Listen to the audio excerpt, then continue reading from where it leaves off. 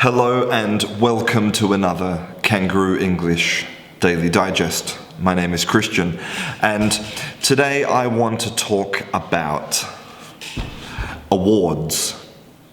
I want to talk about praise. So if you live in Europe, then the highest award that you can get as an individual in general is some type of award from the royal family, right? Because, we have to accept that even though in this modern age we don't have, kings and queens who go into battle and, on horses, and we don't have this, but the royal family has a very symbolic importance. And so in a lot of European countries, the highest honor is to be knighted, to be made a knight. And to be made a knight is a type of accolade. That is today's word of the day, accolade. And an accolade is basically like an award. So it could be a literal award, like being knighted, or maybe an Academy Award for filmmaking. That's an accolade. A Nobel Prize is an accolade. So it could be literal, or it could be words. Like if I say, "Oh, you are the best student in the world," then I'm giving you an accolade. It's a prize of words, right? Now, it's related to being knighted. Now, maybe you've seen in some films when the hero of the film is being knighted, right? In these kind of these medieval films with knights and princesses, and when the hero is being knighted, the king or the queen, they do this. They go 1, 2, 3, right? With the sword. They have a big sword and they go on the head. I think this is right. So on the head and then on each shoulder, right? Like this, right? Or maybe they do something with maybe like a medal, right? Like a medal, or they do something with I don't know. I don't really know what they do, but normally they do this. And when they do this, they are in this area, right? They're in this area. They're in the area of your collar. Your collar, right? So basically, when you give someone an accolade, you can see the origin of the word. Here, look, here it is, collar. Here's the collar, and here's the collar. So giving someone an accolade is basically like knighting them. Right? I mean, it's so crazy to think that you can be knighted in 2019. I mean, who wants to be a knight? It's ridiculous. Anyway, so I wanted to give some accolades to some recent research that I've been reading, because I'm very interested in the idea of the science of language and how language is stored in the brain, and the best way to learn and remember things like vocabulary, because vocabulary is a very important part of language. So I'm interested in that. And so now we're going to get a little bit technical. So if you don't like technical things, then bye-bye, I'll see you tomorrow. Otherwise, so the first paper and these are very recent papers. The first one is from, I think, March. So from this month, and it is called Preferential Disruption of Auditory Word Representation in Primary Progressive Aphasia with the Neuropathology of... Right? It's the most boring title ever.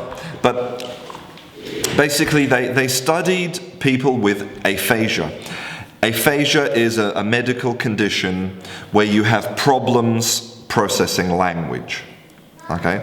Normally it's caused by like a cerebral event, maybe like a stroke, or it could be caused by an accident, where you get hit on the head, or it can even be a symptom of Alzheimer's.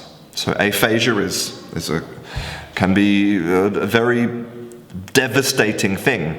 But what's really interesting is that they discovered that these patients had different abilities depending on if they were looking at written words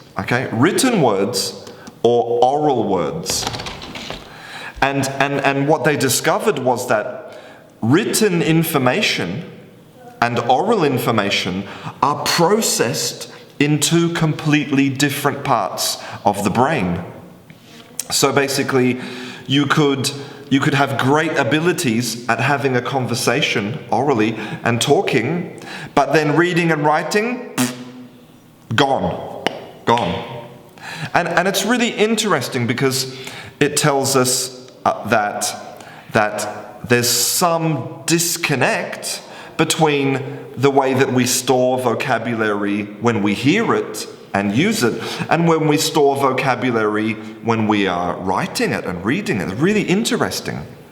And it makes sense because for a big majority of the time that humans had languages, we didn't have writing. Writing is very recent. So we obviously had to use this new part of the brain for reading and writing. It's a new thing and really interesting. And so, because I'm working on a video about basically visual learning, about how maybe, and I'm still working on this, but it's possible that learning things visually might not be as effective as just having conversations. But I don't know, it's controversial.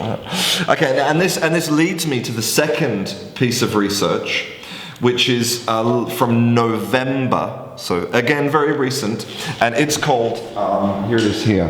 Here we go, come on, internet. Okay, it's called Differential Coding of Perception in the World's Languages, okay? And it's really interesting because of, for example, this, okay?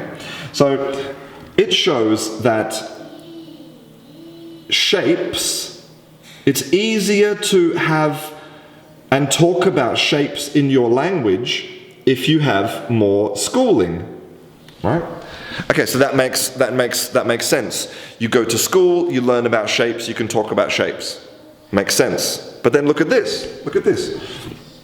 You are also good at talking about shapes if your culture has patterned pottery. And you are good at talking about angular shapes if you live in an angular house. If you live in a round house, you're not very good at talking about triangles and squares.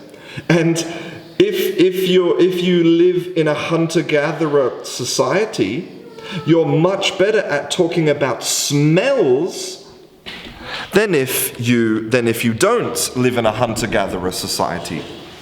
So basically, I'm trying to get some focus. It's more evidence that your experience in the world, your contact with the world, changes the way that you store and use language and what information you store. It's really fascinating stuff, and I hope that I can talk more about it very soon in a cool YouTube video that blows your mind. Anyway, hope that was interesting. That's it for today's Daily Digest.